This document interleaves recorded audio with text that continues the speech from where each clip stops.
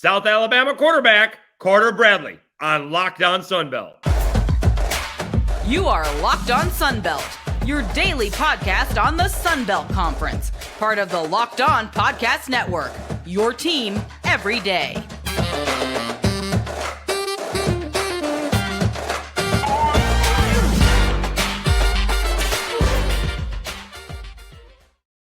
All right, welcome to another edition of Locked On Sunbelt. I am your host, Dave Schultz. We have a very special guest. We got South Alabama quarterback Carter Bradley. If you don't know, his father is Gus Bradley, longtime NFL coach, coached the Jaguars as a head coach, and now defensive coordinator as the Colts. We'll talk to him growing up in Jacksonville. We'll talk to him about Toledo, South Alabama, and expectations for the Jaguars heading into the 2023 season. But first, let me tell you, today's episode is brought to you by FanDuel Sportsbook, official sportsbook of Locked On. Make every moment more. Visit FanDuel.com/LockedOn today to get started. Let's go right to it.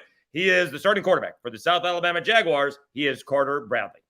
Welcome back to another edition of Locked On Sunbelt, your team every day. I'm your host, Dave Schultz. Thrilled and honored to have our next guest. He is the starting quarterback for the South Alabama Jaguars. He is Carter Bradley. Carter, thanks very much for hopping on. How is spring practice going so far for the Jags? Yeah, it's going great. It's a blessing to go to work every day with a group of guys that you enjoy. So it's been fun. Football is back. I'm loving it every day. So I can't be more excited.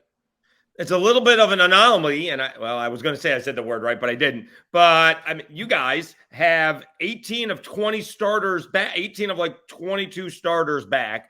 Jalen Wayne isn't around, and Darrell Luter Jr. isn't around, but you're getting two guys back that were starters, or supposed to be starters, and were banged up. That doesn't happen normally, and it certainly doesn't happen in the transfer portal era. How much more comfortable is it, going into a season? Basically, you're trying to fill, two positions. You got to fill a center. James Jackson is gone, and you got to fill another receiver's role. Yeah. Going into this year, you feel a lot more comfortable with, the guys that you went to last year with, especially, returning 18 out of the 20, or we got 22 guys. So I think, going into next year, we ought to be a whole lot better, just on the same page wise, just, communication. Guys should be comfortable with each other, knowing their calls, both on the same side, different side of the ball, offense and defense. But, you're going to add some new pieces. They're going to bring some different personalities in, but that's the fun about football. Everybody has, a different talent. They bring stuff different to their game. And it's going to be fun. I'm excited. So admittedly, I'm one of those guys, I kind of grew up in baseball, so you could be standing next to me telling me what I'm looking at in football, and I still wouldn't know what I'm looking at in football. So go back to a couple of years ago, we got Jake Bentley, and it didn't look like the offense was moving all that well, and it took in fall ball, it took 2 or 3 possessions, and boom, they were off and running. Set all kinds of records. You come in, and you set all kinds of records, but you guys got off to a better start. How... Not confidence is not the right word, but is there that still element of not knowing, because you are on a new team, how this is going to work when, it's live and not practice? Yeah. If practice, wasn't that important, we wouldn't have it. So, right. That's why you have practice. So you go into, this whole practice, you try to find what your identity is going to be. And, obviously going into this 2023 season after the 2022 successful season, but, you go into the new year trying to figure out, what we need to get better at, what, maybe we struggled with a little bit last year and we can actually get better at in the spring. That's why we have it. And, just adding those elements of guys who we get in the transfer portal and they come in the spring, and just adding those pieces in, and it helps them, especially in the springtime, learn our playbook so they can go into summer. They can be a lot more confident in this offense, but also they can continue to learn and they can continue to grow with the guys around them in the weight room too. Is there anything specifically that you came into spring ball trying to improve on? I think just consistency. That's the biggest thing. I want to make sure that understanding, obviously why things are being called is huge.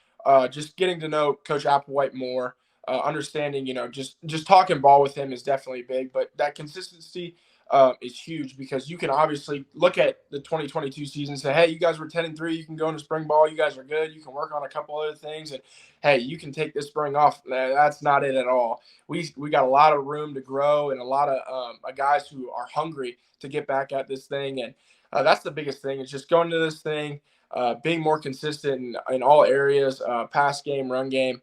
I think we can, help ourselves out in that, and just going every day, getting 1% better. All right, we're talking with Carter Bradley, Locked On Sunbelt, your team every day. Let's back it up. For those who don't know, he is Gus Bradley's son, the former Jaguars head coach, Jacksonville Jaguars head coach, and now Indianapolis Colts defensive coordinator. So you grew up in Jacksonville, Florida. Another quarterback or two, a little famous out of there, Tim Tebow. What was it like growing up in Jacksonville, and any connection to Tebow? Because there is, obviously a slight age difference.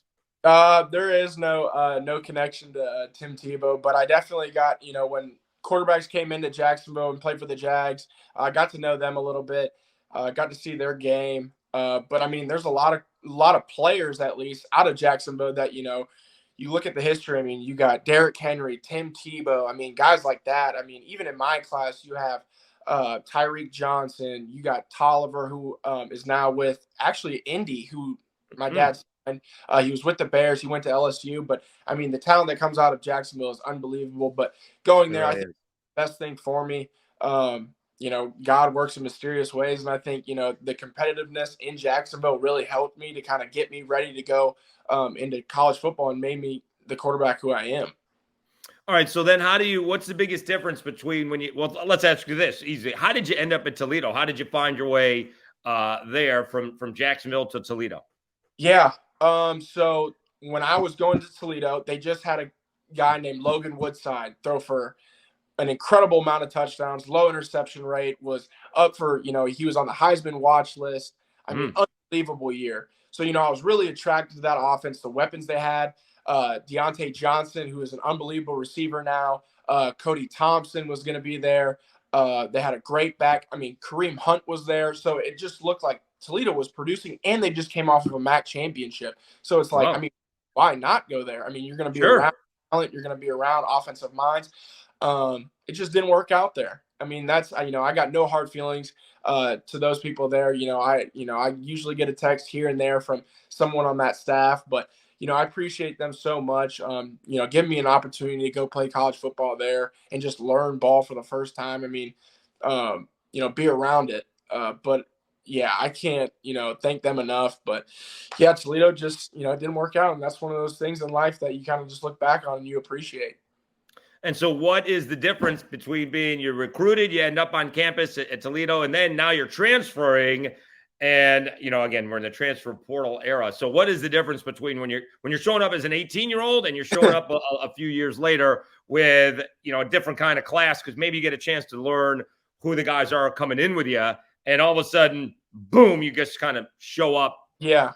I think the maturity standpoint of things really changes. As an 18-year-old, you kind of don't know where, life's confusing as an 18-year-old. You don't know. Sure. You think you got all the answers, but you don't. And that was kind of one of the hardest things for me to swallow, that I don't have all the answers when I first got to Toledo. And I will, admit that. But, transferring from, Toledo to South, I feel like there was a lot more peace at what I was looking at. I knew what I wanted. I knew, relationships were huge to me. Even, at the end of my stint at Toledo, that was really something that stood out to me, as just relationships. I want to build, with this offensive coordinator, with these teammates. I want to go into a culture that's a winning culture that drives people to be at their best every day.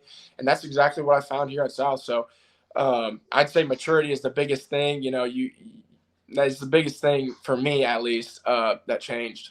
All right, let's take a time out. We'll come back with more of our conversation with Carter Bradley. How much is his father, an NFL coach, Gus Bradley, involved in his development, and how much does he rely on him?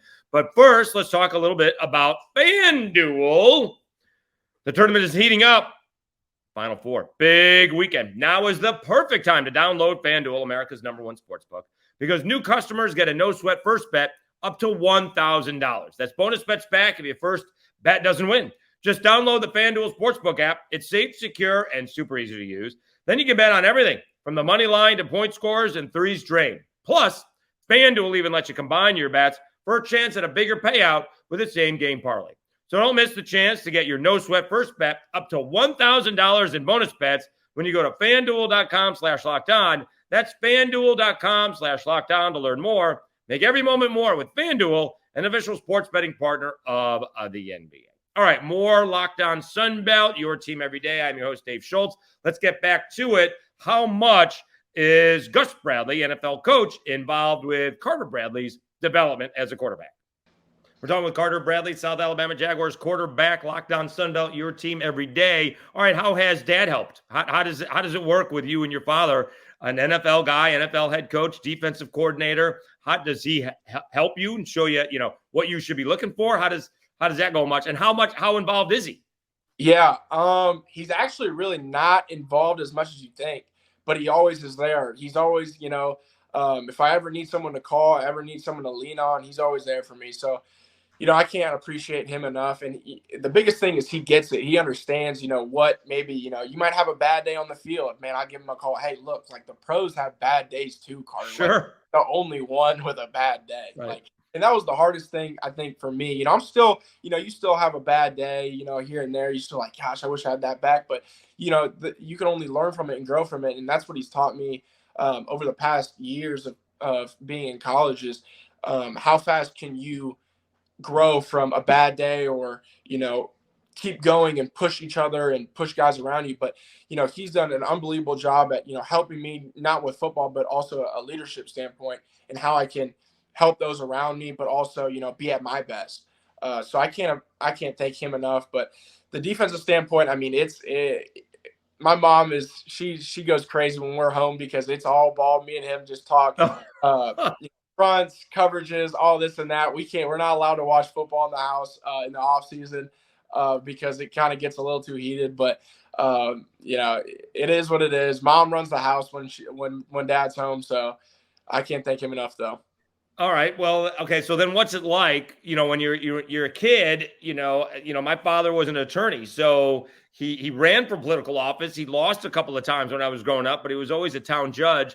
Big word here on the Locked On Sunbelt podcast. Being a football coach is tenuous at best, right? They say you get hired to get fired, and obviously that has happened in your life. What's that like being a coach's son and going to school if the Jaguars aren't doing very well? What's that like? Yeah, I've had a couple, Monday mornings that have been rough. Was it your fault? Well, yeah. No, it's like, hey man, I got nothing to do with this. Like I wasn't doing anything, but but it's helped me, and I wouldn't change, my dad's profession for the world. I think what he's doing and, where he's at in life has honestly created an opportunity for me to be very social with people. It makes me, it helps me interact with people, wherever I go, because I mean, I was born in Fargo, North Dakota. I moved to Tampa, moved to Seattle, moved to Jacksonville, then moved to Toledo, Ohio. While my family moved out to LA. Then I moved to Toledo down to South Alabama. So I've seen almost all a part of the country and learned types of people and how to work with them. So it's like, it's given me an opportunity to learn how to talk to people and, look them in the eye, shake their hand. How are they doing? Stuff like that. I learned at a very young age. So, I appreciate, it's a hard pill to swallow at first. When you're losing, it's not fun. But, I look back at it and it's been a blessing. That's a big picture to look at. I like that. We're talking with Carter Bradley, Locked On Sunbelt, South Alabama Jaguars quarterback. All right, let's go back. Obviously, it was a record-setting season for South Alabama, 10 wins. The bowl game didn't quite go as planned. It's one thing to lose. It's another thing what happened to the Jaguars. How long did it take you to get over it? Are you over it? And have you used it as motivation, the loss to Western Kentucky? Yeah. When you get hit like that, you got to bounce right back up. You can't let them know you're hurting, but that one stung a little bit more than. Well, you got hit a lot in that game. Yeah. But hey, that's football. You're going to have some games like that in your lifetime. They hurt the next morning. They hurt, that it was hurting in the fourth quarter and knowing that, we tried everything we could to come back and it just wasn't our day. You're going to have days like that. But, we used it as motivation and, how we always want to finish things right. And we didn't do it that game. But I think, guys are hungry. Guys are ready to get back at this thing. Like I was saying earlier, getting into spring ball, building this offense and just getting stronger as a unit is really how we're looking at it because, you can only get stronger from it. So why not do it? Well, it should be noted it was 31-3 at half, and it was not nearly as bad a deficit at the end of the game. So, I mean, it could have been a lot worse than it was. So, you guys deserve a lot of credit not giving up. But what did you learn from that game? Because you're bulking up a little bit heading into fall ball and into spring ball as it is. Yeah, just want to get my body right. Make sure I can take more hits. Make sure I can be more sustainable throughout the season. But I can just be comfortable sitting back in the pocket. Guys are going to be rushing hard. They're going to be doing their job. I got to do mine. But, yeah, just trying to add some more weight on, just helping this line out, helping the guys around me out so I can just stay healthy throughout the season. A few more minutes here with Carter Bradley, South Alabama Jaguars quarterback. All right, you get and we've had a little bit of this in Mobile. You get the advantage of having the Senior Bowl here in Mobile, and South Alabama has had, I think, 3 players in the last 2 Senior Bowls. We've already mentioned Jalen Wayne and Darrell Luter Jr., and then a couple years ago, Jalen Tolbert. Have you had a chance to sit down with Jim Nagy? I know he's busy now, but he was out at Pro Day for South Alabama. What are those discussions like? Yeah, just trying to get to know him. He's trying to get to know me. Nothing, it's just small talk. But, all that stuff, I'm going to let God handle that. And I'm going to focus on spring ball right now and try to get my weight up and create, better relationships with the guys around me. So, if I get an opportunity at the Senior Bowl, that'd be unbelievable. If I don't, you know what? That's just God's plan. It wasn't for me. But I'm going to go in this thing. I'm going to keep my head high. I'm going to have some fun my last year playing ball and, enjoy it. All right, let's take one more timeout. We'll come back with more with South Alabama quarterback Carter Bradley, talk about his arm strength. But first, the Built March Madness bracket is here. We know you have a favorite bar or puff, and now's the time to make it count. Go to BuiltMarchMadness.com to vote for your favorites. I'll be voting for the Churro Puff. And if you want the Churro Puff to win, then you'll be voting for that bar too, or in this case, Puff. Support your team, support your bar or puff. And when you vote for your favorite bar or puff, you'll be entered into a drawing where 50 lucky Locked On listeners will get a free box of Built. Not only that, but one Locked On fan will win a 12-month subscription to Built to have Built's best bars or puffs delivered monthly to your door. You got to try Built. Built, the best protein bar ever. Seriously, they're so amazing you won't think they're good for you. What makes Built bars and puffs so good? Well, for starters, they're all high in protein, low in sugar, and covered in 100% real chocolate. That's right, real chocolate. Run to BuiltMarchMadness.com right now to vote for your favorite bar or puff and pick up a box while you're there. You can vote every day in March, so hop on in and support your pick. All right, let's wrap things up with Carter Bradley, South Alabama Jaguars quarterback, talking about where he developed his arm strength. Okay, so again, as we mentioned, you can tell me what I'm seeing, and I still wouldn't know it because it's football, but even I can see you have an NFL arm. When did that come about? Did you play baseball? When did you realize I got an arm? And anybody can see that, not including even me. When did you realize you could throw a ball the way you throw the ball? So I did play baseball growing up. Played it till about only 13 years old. Had a couple elbow issues, but I was throwing too many curveballs. My dad would say. Right. But honestly, when I got to Toledo, I didn't know through high school. I didn't know how my arm was. I didn't think it was all that crazy. Toledo, I didn't even think it was really, that crazy either. I made some throws that I could throw hash to hash, and it'd be a good ball, and I'd kind of surprise myself. But even now, I'm like, okay, I know I have a good arm, but there's some throws I'll be like, okay, well, that's surprising. I meant to put it there, but it got there a whole lot faster than it did. But I think, I understand, my arm talent. There's some things I need to pull back on. I don't need to throw it as hard as I do. Right. The big thing that we work on with me. But I learn, every, other month something, I need to work on. So my arm talent is my arm talent. It's God-given. But I'm blessed to have it. Careful on those hash to sideline throws. I refer to those as pick six throws. Rip that play out. It doesn't matter if it's Carter Bradley, Aaron Rodgers, or Tom Brady. Those are the worst throws ever. They only get 4 yards. And, I don't know if it's trying to keep a defensive back honest or not, but when someone times that right, it goes in the other direction. Yeah, got to be careful. Those are the worst ones. I feel. All right, let's talk about this season. South Alabama has a chance to do something special. I know everybody kind of, one game at a time, and everyone's counting on, just concentrating on spring ball. Got a scrimmage coming up today on Friday. But Tulane is up first. You got Oklahoma State. Last year, got a little bit of a taste. Almost beat UCLA. You're one maybe bad call away from beating Troy for a Sun Belt championship game. Again, win 10 games, go to a bowl game. This schedule is sort of set up, although it is, I think, front-loaded for, again, South Alabama to do something special. Just to start off with, Tulane is going to be somewhere ranked, whether it is, somewhere 20 or 30th or maybe higher. And then, I don't know if you can have a trap game to begin with, and no offense to South Alabama, but they got Ole Miss in New Orleans the next week. So they may or may not be looking ahead a little bit. You guys can go sneak in there and get a good win over Tulane. And all of a sudden, South Alabama is going to get a little bit of notice. What's it like when there are expectations heading into the spring and then into the fall? Yeah. There's outside expectations, and then there's, team expectations that we have. And, our team expectation is just operating with a neutral mindset every day, just going to work, making sure we get, the little details down, making sure we're going into everything, full effort, getting 1% better every day. Because, in a month, in, 100 days, we can be 100% better than we are right now. And that's unbelievable. I mean, I take that over anything. But, looking at this season, we understand what's ahead of us. We understand, our schedule. And guys are ready. Guys are hungry. We know what we need to do as a team and as an offensive unit and where we need to go by just protecting the ball and doing our job and playing within the offense. But, yeah, it's going to be awesome. It's going to be exciting.